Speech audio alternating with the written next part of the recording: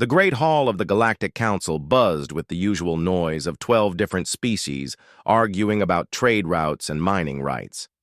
Ambassador Tae-ho sat quietly in the human section, his dark eyes watching the chaos unfold like it did every week. The Nexari were complaining about pirate attacks again. The Zephyrians wanted more military funding. The crystalline beings demanded better protection for their research stations. Tae-ho had heard it all before. For 20 years he had represented humanity in this chamber, and for 20 years he had watched the same problems repeat themselves over and over. The other species would argue and fight and blame everyone except themselves. Then they would ask the humans to fix things quietly while they took credit for the solutions. Today would be different. Speaker Veltar called for new business in his usual arrogant tone. The tall Nexari looked down at his data pad with obvious boredom. His blue skin shimmered under the chamber lights as he waited for someone to speak. Most days, the humans never said anything during new business. They preferred to work behind the scenes where the real problems got solved. But today, Tae-ho stood up slowly. The chamber noise died down as all eyes turned to the human ambassador. He was not impressive by galactic standards. Humans were small and soft compared to most species. They had no natural weapons or armor. Their technology seemed basic. Most council members saw them as useful servants at best.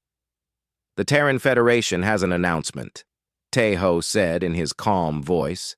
He spoke perfect standard galactic, but his accent still marked him as human. "Effective immediately, we are withdrawing from all galactic affairs." The chamber fell silent. Then Speaker Veltar laughed. It was a harsh sound that echoed off the crystal walls. "Very dramatic as always, Ambassador. What do you want this time? More funding for your little refugee programs, better trade agreements for your primitive colonies." Tae-ho shook his head. "You misunderstand. This is not a negotiation. This is a notification. All human personnel will be recalled from Council operations within 72 standard hours. All human colonies will cease communication with Council worlds. All human ships will leave Council space. We are done." The Etherian trade representative stood up quickly. Captain Brixval was known for his quick temper and expensive taste in clothing. "You cannot be serious. Your species needs Council protection. Your trade depends on our networks. This is clearly another human bluff to get better treatment." But Tae-ho was already walking toward the exit. He stopped at the door and turned back to face the chamber one last time. 20 years ago, when I first came here, I believed we could build something better together. I believed that 12 different species could learn to respect each other and work as equals. I was wrong. You want servants, not partners. You want solutions without effort. You want peace without compromise. Find someone else to clean up your messes." The door closed behind him with a soft hiss. The chamber erupted in angry voices as representatives demanded explanations and threatened consequences. Speaker Veltar banged his ceremonial staff for order, but nobody was listening anymore. 3 sectors away, Captain Minsu received the recall order on his patrol ship. He had been expecting it for months. The signs were everywhere if you knew how to look.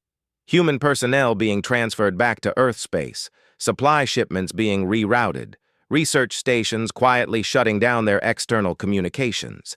Minsu had served in the Council Navy for 15 years.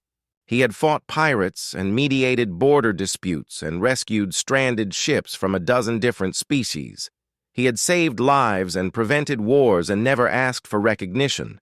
But he had also watched his human crew members get passed over for promotions, while less qualified aliens advanced based on species politics. He had seen human solutions dismissed until they were secretly implemented by others who took full credit. The recall order was simple and direct. All human vessels were to return to Earth space immediately. No exceptions, no delays, no explanations to non-human crew members. "Sir, what should I tell the crystalline research team we were supposed to pick up next week?" his communications officer asked. The young woman looked confused and worried. Lieutenant So Min had joined the crew fresh from the academy with dreams. of galactic cooperation and interspecies friendship. Tell them nothing, Minsu replied. As of now, we have no obligations to anyone outside the Terran Federation. On the agricultural world of New Busan, Director Hye-jin was already implementing evacuation procedures. She had received advance warning 3 days ago, along with detailed instructions for a complete withdrawal. Everything of value was to be packed and removed. Everything else was to be left exactly as it was. The colonists moved with quiet efficiency. There was no panic or confusion. Most of them had been expecting this day for years. They had watched the Council dismiss human achievements and ignore human warnings about growing instability. They had seen their representatives treated like junior members despite humanity providing more solutions than any other species. "What about the medical center?" asked Dr. Young-ho as he supervised the packing of essential equipment. "The local population depends on our hospital for emergency care." Hye-jin looked out the window at the mixed species settlement they were leaving behind. Humans had built the infrastructure that made life possible on this harsh world. They had designed the atmospheric processors and water purification systems. They had trained the local doctors and established trade relationships with neighboring systems. "The Council believes they don't need us," she said quietly. "Let them prove it." The evacuation ships arrived exactly on schedule, military transports, and civilian freighters working together in perfect coordination. This was not a panicked retreat, but a carefully planned withdrawal that had been prepared for years. Every human colony had similar evacuation plans. Every human ship had pre-positioned supply caches. Every human citizen had been mentally prepared for this day. General Crixalon of the Zephyrian Defense Force received reports of the human withdrawal with satisfaction. The Zephyrians were a warrior species who respected strength above all else. They had always seen humans as weak pacifists who solved problems through talking instead of fighting. Good riddance to the soft mammals who always interfered with proper military solutions, but even Crixalon had to admit the humans were efficient. Within 48 hours, every human facility in Zephyrian space was empty. The evacuation had been so smooth and complete that it seemed almost supernatural. Ships that had been there yesterday were simply gone without any trace of their departure. The real shock came when the automated systems started failing. The humans had maintained dozens of critical installations throughout Council space. Power, plants and communication arrays and navigation beacons that kept civilization running smoothly. Everyone had assumed these systems were simple enough that any technician could maintain them. They were wrong. By the end of the third day, the first navigation beacon went offline in the outer rim. Ships that had depended on human-maintained guidance, systems found themselves lost in empty space. Trade routes that had operated flawlessly for decades suddenly became dangerous as merchant vessels struggled to find their way between systems. The Council called emergency sessions to address the growing crisis, but their solutions were weak and temporary. They had never bothered to learn how human systems actually worked. They had simply assumed that humans were too primitive to create anything truly important. Speaker Veltar stood before the assembled representatives and tried to maintain his authority. "This is clearly a temporary situation. The humans will return when they realize they cannot survive without Council protection and trade agreements. We simply need to wait for them to come to their senses." But privately, he was beginning to worry. Intelligence reports suggested the human withdrawal was far more complete than anyone had expected. Every human ship had vanished from Council space. Every human colony had gone dark. Every human citizen had simply disappeared as if they had never existed. The silence was the most disturbing part. No demands for better treatment. No threats or ultimatums. No communication of any kind. The humans had simply walked away and closed the door behind them. For the first time in his political career, Speaker Veltar wondered if maybe the Council had made a serious mistake. 6 months had passed since the humans disappeared, and the first real problems were starting to show. Captain Brixval of the Etherian merchant fleet stared at his cargo manifest with growing frustration. 3 ships lost to pirates in the past month. His insurance company was threatening to cancel his coverage. The trade routes that had been perfectly safe for decades were now death traps. How did this happen so quickly? He muttered to his first officer. The elegant Etherian had built his fortune on luxury goods transport between the core worlds and the rim territories. His ships carried rare crystals and exotic artwork worth millions of credits. Until recently, the biggest worry had been customs, delays, and market fluctuations. Now his captains were afraid to leave port without military escorts that the Council could not provide. The same pirates who had been minor nuisances before were operating with bold confidence. They attacked in broad daylight and seemed to know exactly which ships carried the most valuable cargo. What Brixval did not know was that humans had been quietly tracking and disrupting pirate operations for years. Small patrol ships and intelligence networks that nobody else paid attention to. When the humans left, they took their knowledge with them, and the pirates quickly filled the vacuum. The frontier wars were even worse. Border disputes that had simmered for decades exploded into open conflict almost overnight. The Razak hegemony launched massive invasion fleets against 3 neighboring systems simultaneously. Their war chieftain Razaktim had been planning these attacks for years, but human peacekeeping forces had always appeared whenever tensions got too high. General Crixlon found himself fighting a 3-front war that his military was not prepared for. The Zephyrian Defense Force was strong, but they had relied on human intelligence and logistics support for so long that they had forgotten how to operate independently. Supply lines broke down. Communication networks failed. Battle plans fell apart without the detailed analysis that human military advisors had provided. "Where are our reinforcements?" Crixlon demanded as he studied tactical displays showing Razak forces advancing on 2 major colonies. "The 4th Fleet should have arrived yesterday." His aide looked nervous. "Sir, the 4th Fleet is lost. Their navigation systems failed in the Kepler Nebula. We lost contact 3 days ago." Crixlon felt cold dread in his stomach. The navigation networks had been jointly built by all Council species, but somehow only the humans had really understood how they worked. Human technicians had maintained the complex systems that guided ships safely through dangerous space. Without them, the networks were failing one by one. On the research station, SciFiPrime, the crystalline scientist counselor Thisara was, discovering just how dependent they had become on human problem-solving. Her people were brilliant theorists who could design amazing technologies, but they struggled with practical implementation and system integration. The station's power core was fluctuating dangerously. The fusion reactor used a hybrid design that combined crystalline energy matrices with human engineering solutions. On paper, it should have been simple to maintain. In practice, it required intuitive adjustments that only human engineers seemed capable of making. "The resonance patterns are destabilizing," reported her chief technician. "We have tried every standard procedure, but the power output keeps dropping." Thisara examined the technical specifications for the 100th time. Engineer Ji Wu had designed this system 5 years ago when the station was built.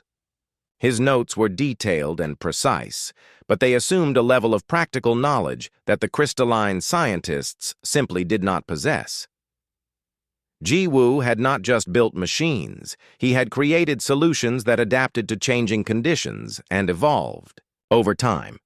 His designs included backup systems and emergency protocols that activated automatically when problems arose. But he had never written down the underlying principles because he had assumed he would always be there to maintain them.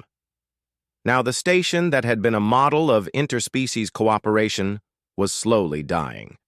Critical systems were failing faster than they could be repaired. Research projects worth decades of work were being shut down as power became unreliable. Similar problems were appearing throughout Council space. The humans had been involved in so many projects and solved so many technical challenges that their absence left gaping holes in galactic infrastructure. They had never demanded credit or recognition for their contributions. They had simply done the work and moved on to the next problem. Speaker Veltar called emergency council sessions every week, but the solutions they proposed were inadequate, hiring expensive consultants to replace human expertise, forming committees to study technical problems that needed immediate action, passing laws that commanded broken systems to work properly. The situation is temporary, Veltar insisted during one heated debate.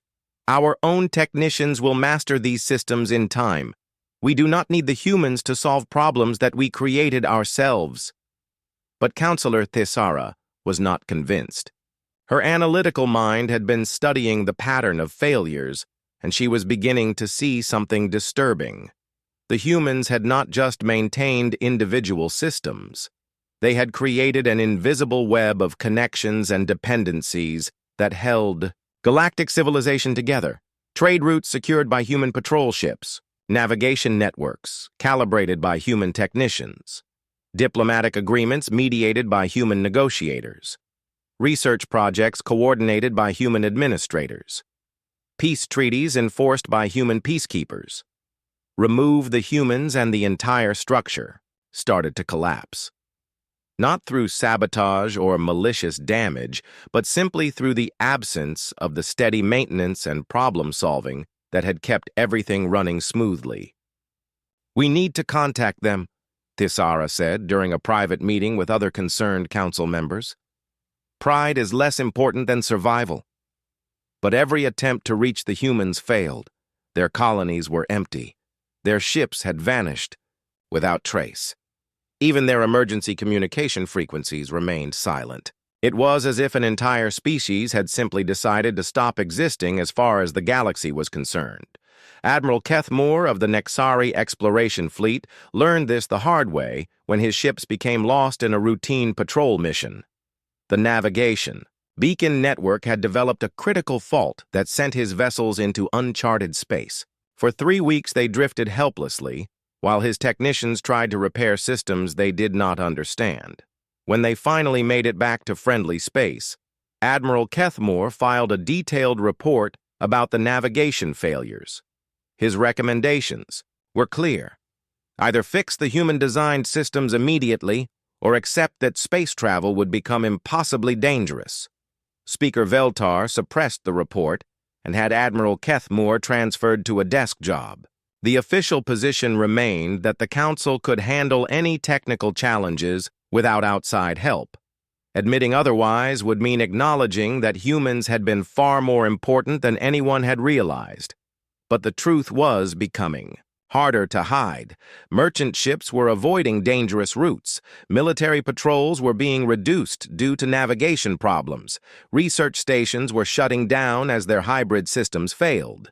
The carefully balanced economy that had supported galactic civilization for centuries was starting to unravel. Captain So Min of the Etherian Trading Consortium noticed the pattern during her regular supply runs. Colonies that had been prosperous were struggling with basic infrastructure problems. Populations that had enjoyed decades of growth were beginning to migrate toward more stable systems. The humans must have done something before they left, she reported to her corporate superiors. These failures are too widespread to be coincidental. But investigation teams found no evidence of sabotage or malicious damage. The human facilities had been left in perfect condition. All equipment was properly maintained, and all systems were functioning when the evacuation occurred.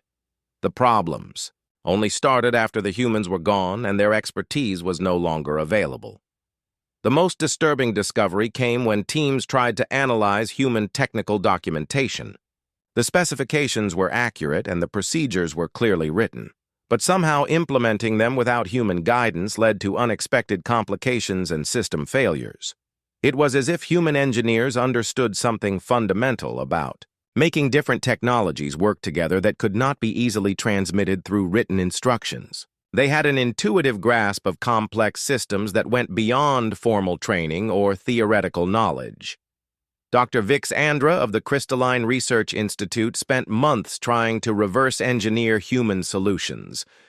Her team was among the most brilliant scientists in the galaxy, but they struggled with practical problems that humans had solved routinely. They think differently than we do, she concluded, after yet another failed attempt to restore a critical system. Their minds work in ways that our logic cannot easily follow. This realization was perhaps the most disturbing of all.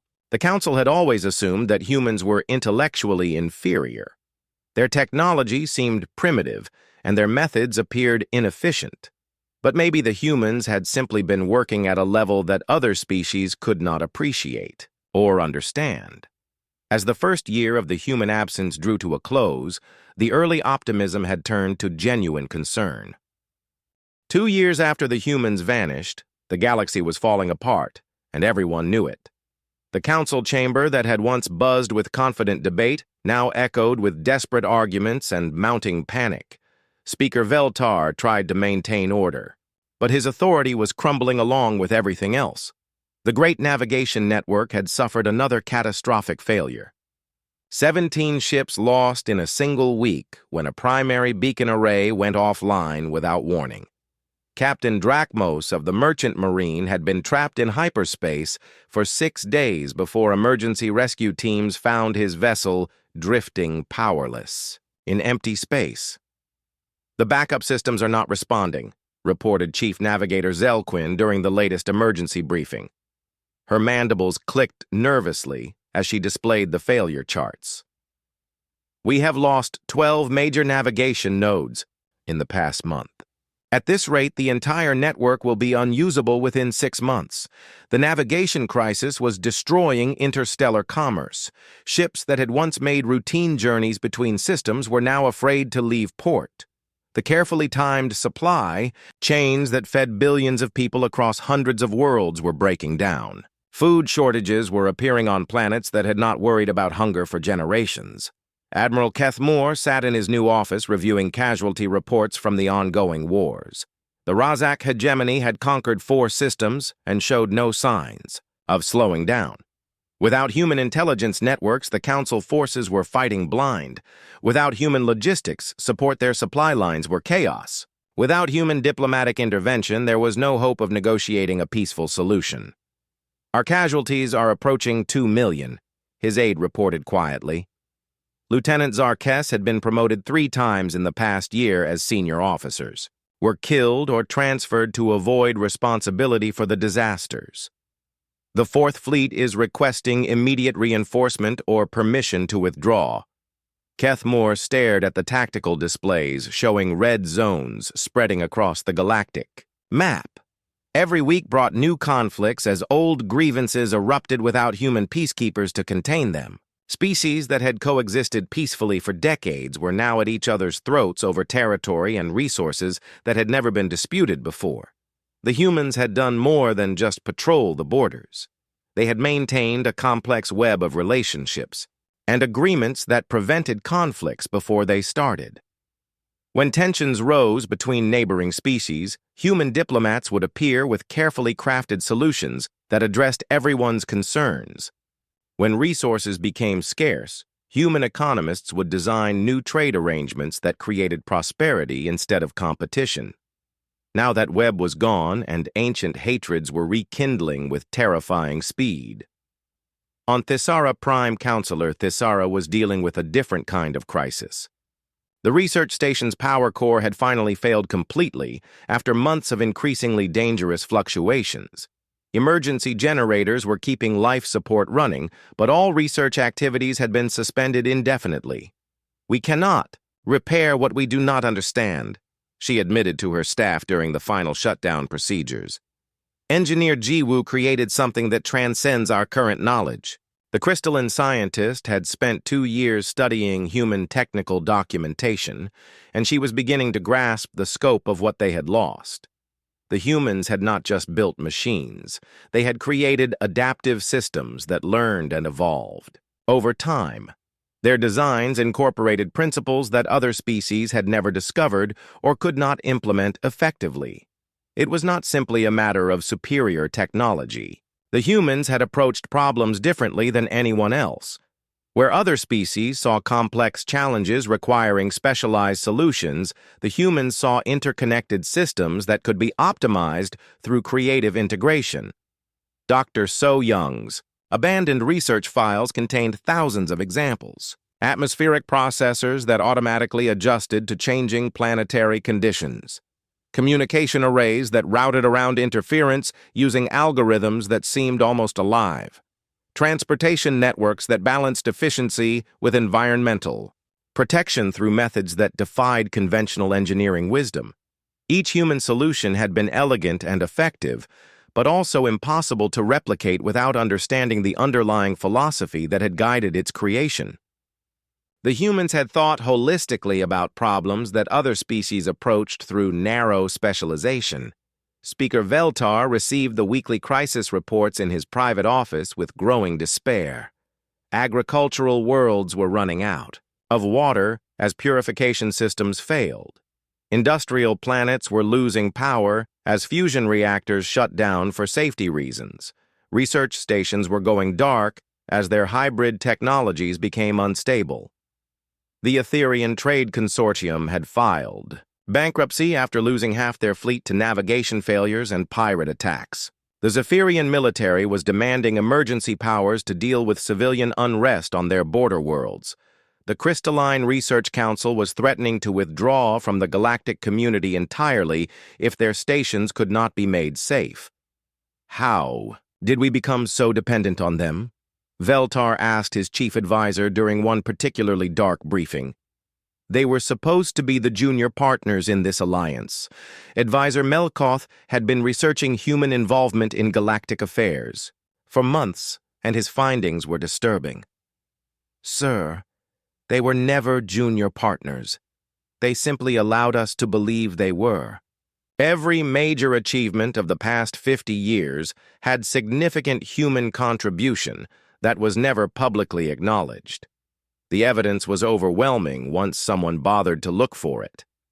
Peace treaties that had been credited to Nexari diplomats were actually drafted by human negotiators working behind the scenes. Military victories that had made Zephyrian generals famous were won using human intelligence and logistics support. Scientific breakthroughs that had brought prestige to crystalline researchers were based on human theoretical work that had never been properly cited. The humans had been the invisible foundation that supported galactic civilization, and nobody had realized how essential they were until they were gone. War Chieftain Razak Tem was discovering this truth the hard way as his conquest campaigns stalled unexpectedly. His forces had easily overwhelmed the first few systems, but now they were encountering resistance that seemed impossible to overcome. Refugee populations were organizing with suspicious efficiency. Supply lines were being disrupted by precisely coordinated sabotage. Intelligence networks were providing enemy forces with information that should have been impossible to obtain. Someone is helping them, Razak Tem snarled at his intelligence chief during a strategy meeting. Our enemies are fighting with knowledge and resources they should not possess, but investigation revealed no evidence of outside support. The refugee populations were organizing themselves using methods that resembled human community-building techniques. The supply line disruptions followed patterns that matched human guerrilla warfare doctrine. The intelligence networks used communication, protocols that had been developed by human security specialists. The humans had not just maintained peace through military deterrence. They had taught other species how to defend themselves and work together effectively. When the humans left, they took their active protection with them, but the knowledge they had shared remained. Captain Somin found herself commanding one of the last merchant vessels still operating on the dangerous outer routes. Her ship carried critical medical supplies to colonies that would die without regular deliveries. It was necessary work, but increasingly suicidal as navigation systems failed, and pirate attacks increased. Captain, we are receiving a distress signal from the colony ship New Sol, her communications officer reported. They are lost in the Vega Nebula and running out of life support. Somin studied the navigation charts with growing frustration. The nebula was a notorious navigation hazard that required precise calculations to traverse safely. Human ships had made the journey routinely, but their navigation protocols were apparently too complex for other species to follow reliably. "Plot a rescue course," she ordered, despite knowing the dangers. "We cannot abandon them." The rescue mission took 18 hours and nearly cost So-Min her ship when the navigation computer failed halfway through the nebula. Only luck and intuition got them out alive with the stranded colonists. It was a small victory in an ocean of mounting disasters, but it highlighted the impossible situation facing galactic civilization. They needed human expertise to survive, but the humans were gone and showed no signs of returning. Every day brought new failures and new crises that nobody knew how to solve. The careful balance that had sustained peace and prosperity for generations was collapsing, and there seemed to be no way to stop it. In the depths of space, Counselor Thaisara drifted aboard her evacuated research station and contemplated the ruins of everything she had worked to build. The elegant laboratory complex that had been a symbol of interspecies cooperation was now a tomb of failed ambitions and shattered dreams. The humans had warned them this would happen, not in dramatic speeches or ultimatums, but in quiet reports and careful suggestions that had been ignored or dismissed. Human analysts had predicted the navigation failures and the infrastructure breakdowns and the cascading conflicts that were now tearing the galaxy apart. The decision to search for humanity came after the Nexari homeworld lost power for 3 days straight. Without the fusion reactors that humans had helped design, the planet's 20 billion inhabitants faced death from cold and darkness. Emergency. Repairs barely prevented complete catastrophe, but the message was clear. Find the humans, or watch civilization collapse completely. Captain So-Min volunteered to lead the first major expedition into human space. Her merchant background and survival skills made her ideal for exploring abandoned colonies where other species might not be welcome. The Council gave her access to their fastest ships and most advanced scanning equipment, along with orders to make contact with humanity at any cost. "Remember that we are going as supplicants, not conquerors," Speaker Veltar told her during the final briefing. The Nexari politician looked older and more tired than she had ever seen him. 3 years of crisis had broken his arrogant confidence and left him desperate for any solution. "We need their help more than they need our pride." So-Min's expedition consisted of 5 ships and crews from 6 different species. The diversity was intentional. They wanted to show the humans that the entire galactic community was seeking reconciliation, not just individual governments protecting their own interests. The first human colony they visited was New Busan, where Director Hye Jin had supervised the evacuation 3 years earlier. The agricultural world was still habitable, but completely empty of human presence. Automated systems continued to maintain the atmospheric processors and water purification plants, but there were no signs of recent activity. "This is impossible," muttered Explorer Thickseal as his team examined the abandoned settlement. The insectoid archaeologist had expected to find ruins, or at least evidence of hasty departure. Instead, they discovered a ghost town, where everything had been carefully preserved as if the inhabitants might return at any moment. The human homes were clean and organized. Personal belongings had been neatly stored or donated to charity distribution centers. Gardens were maintained by automated systems that continued to produce food for the local wildlife. Even the waste processing facilities were running perfectly despite having no operators for 3 years. They did not flee in panic, So-Min observed as she walked through the empty streets. This was planned and executed with incredible precision. The expedition found similar conditions at every human colony they visited. Complete evacuation, but no destruction or abandonment. The humans had left their infrastructure intact and functioning as if they intended other species to benefit from their work even after they were gone. Dr. Vixandra discovered something even more disturbing in the research facilities. The laboratories contained detailed studies of every council species, including psychological profiles and cultural analyses that demonstrated profound understanding of galactic society. The humans had not been the naive newcomers that everyone believed. They had been studying their neighbors with scientific rigor for decades. "Look at this," she called to her colleagues as she accessed a computer terminal in what had been a xenobiology lab. The files contained comprehensive data about crystalline mating rituals and social hierarchies that even her own people did not fully understand. They knew us better than we knew ourselves. The implications were staggering.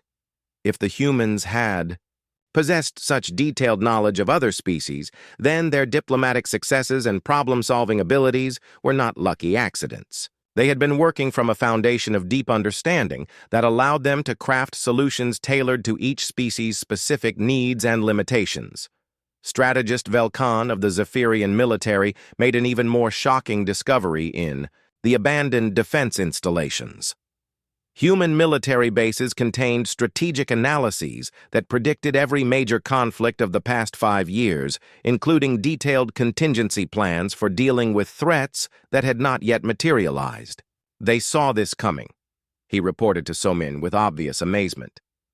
"Every crisis we are facing now was anticipated in their planning documents. They tried to warn us, but we dismissed their concerns as human paranoia."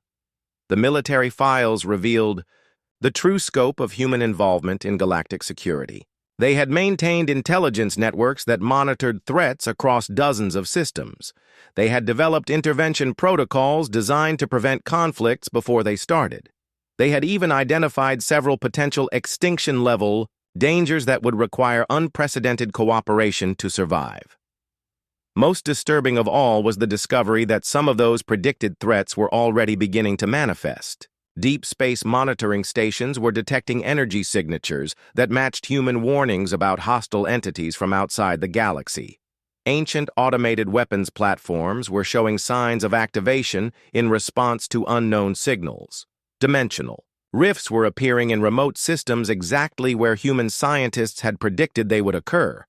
The humans had not just been maintaining galactic civilization. They had been preparing it for challenges that other species could not even imagine. Without their guidance and expertise, the galaxy was not just collapsing internally, but becoming vulnerable to external threats that could destroy everything. Captain Jae-sung's personal logs provided the most insight into human motivations.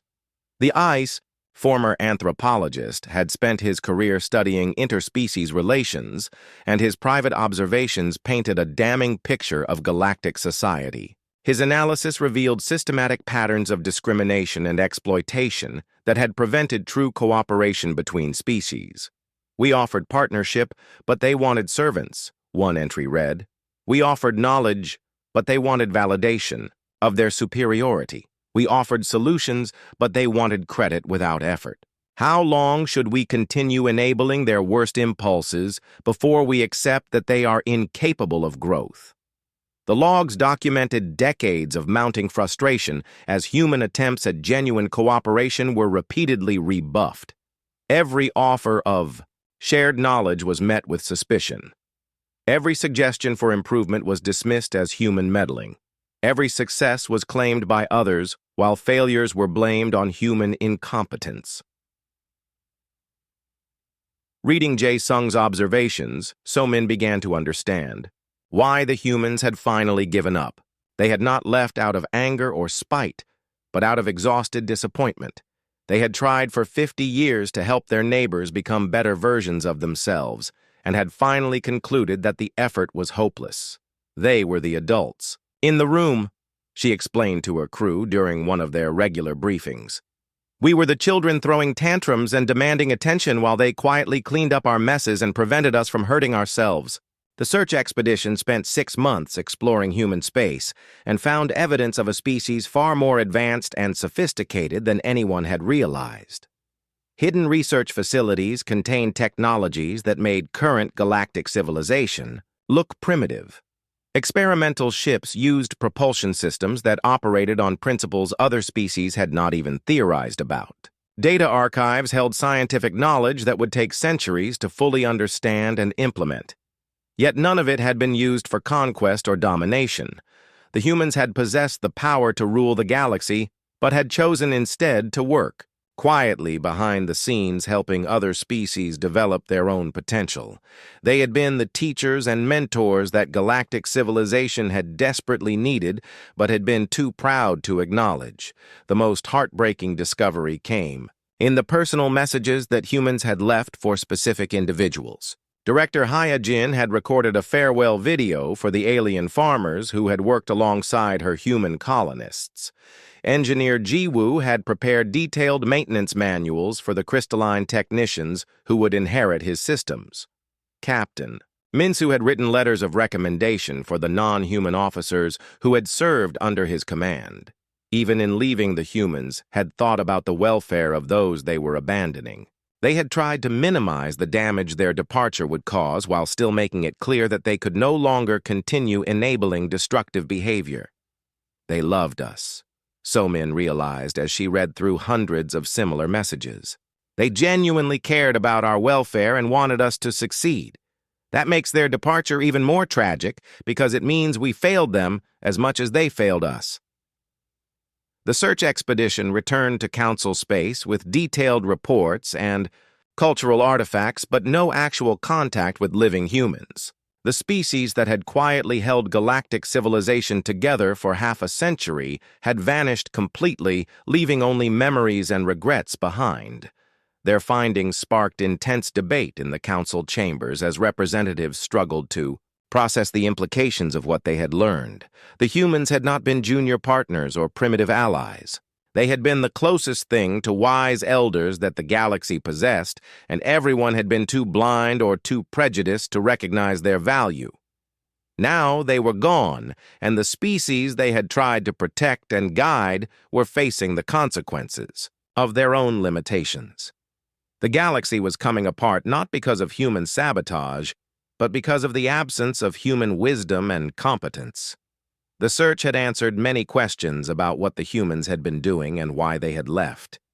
But it had not solved the fundamental problem of how to survive without them. The final revelation came from an encrypted data cache hidden in the ruins of the human embassy on the Council homeworld.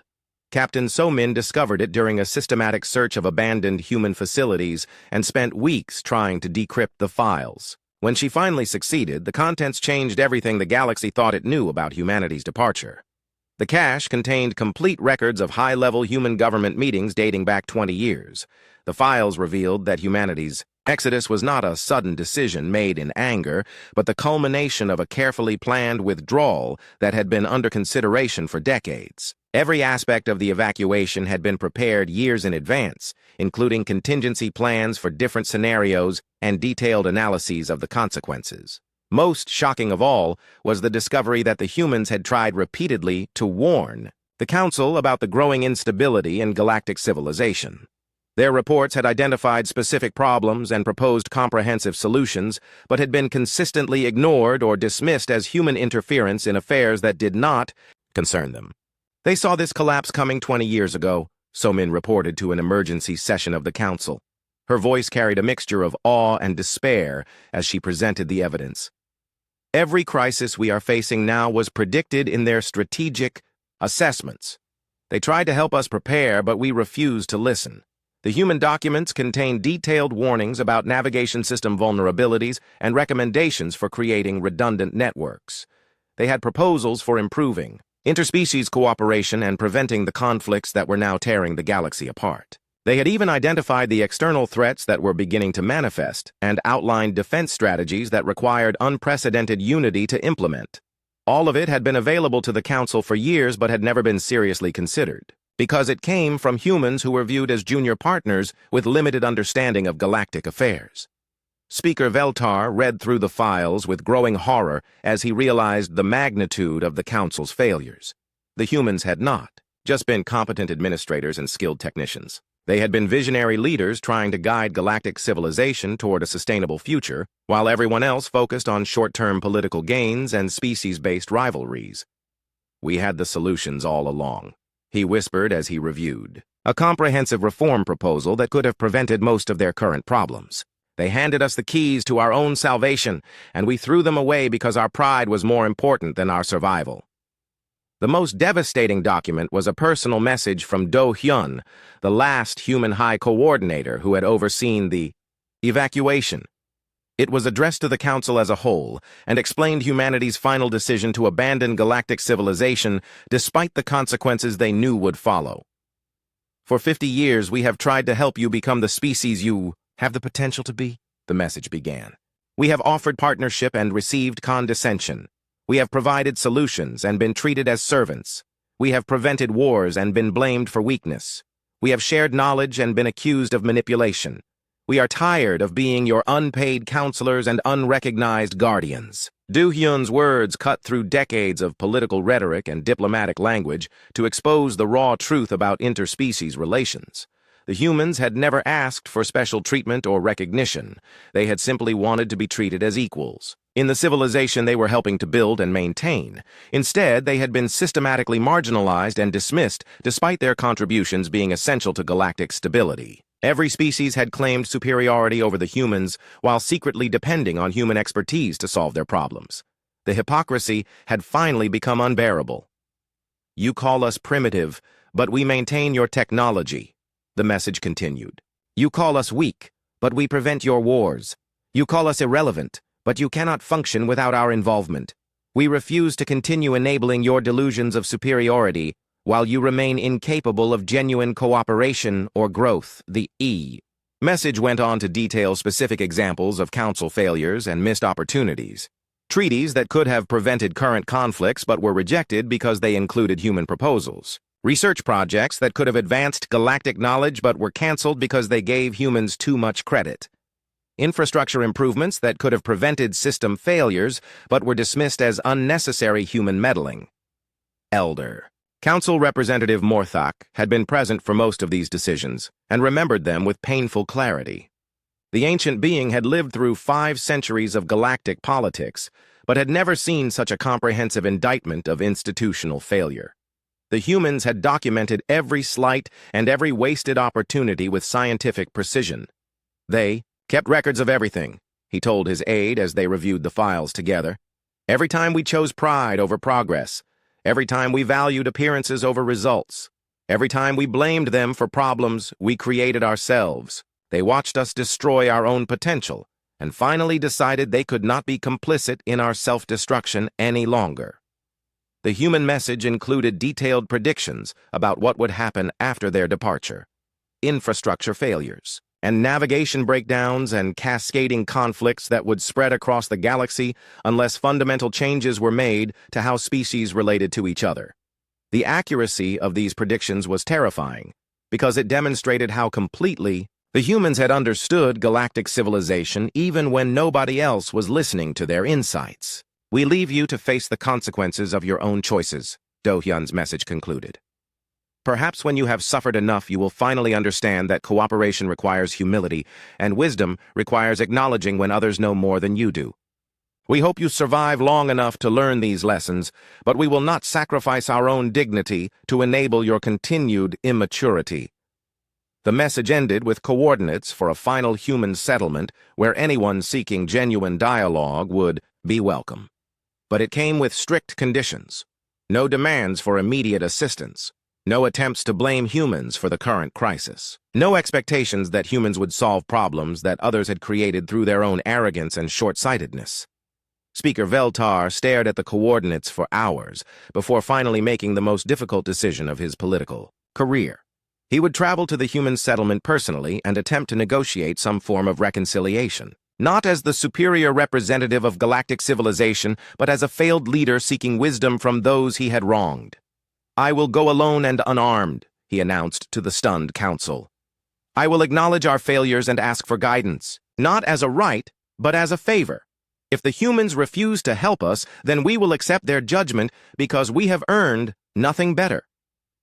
The journey to the human settlement took 3 weeks, using the few remaining navigation routes that still functioned reliably. Veltar traveled in a simple transport ship with minimal escort because he wanted to demonstrate humility rather than authority. He spent the time reviewing decades of human proposals and recommendations that had been ignored or rejected for reasons that now seemed petty and self-destructive. The human settlement was located on a remote world at the edge of explored space. It was smaller than expected, but showed signs of advanced technology and careful planning. The humans had clearly been preparing this refuge for years, while continuing to serve galactic civilization, despite growing frustration with their treatment. Du Hyun met Veltar at the landing pad, accompanied by a small group of human officials. The High Coordinator looked older than his years, but his eyes held no anger or resentment. He seemed more sad than hostile as he greeted the Nexari politician who had spent years dismissing human contributions to galactic affairs. "You came alone," Do Hyun observed, as they walked toward the settlement's modest administrative center. "That shows more wisdom than we expected from the Council." Veltar felt shame burning in his chest as he realized how low human expectations had fallen. They had been so consistently disappointed by galactic leadership that basic courtesy seemed surprising. "We were wrong," Veltar said simply. "About everything. Your value and your intentions and your efforts to help us become better than we were. We let pride and prejudice blind us to wisdom that could have saved countless lives." Du Hyun nodded slowly as they entered a conference room where philosopher Young Mi and several other human leaders were waiting. The room was simple but comfortable, with large windows that looked out over gardens where human children played in the afternoon sunlight. "Recognition of error is the first step toward wisdom," Young Mi said as they settled around a circular table that symbolically placed everyone as equals. "But words are not enough to repair decades of damage. What are you prepared to do differently?" The negotiations that followed lasted for days as human leaders outlined the fundamental changes that would be required for any meaningful reconciliation, not just policy reforms, but cultural transformations that would require multiple generations to complete. The Council would need to abandon its hierarchical structure and embrace genuine equality between species. Military doctrines would need to emphasize CE,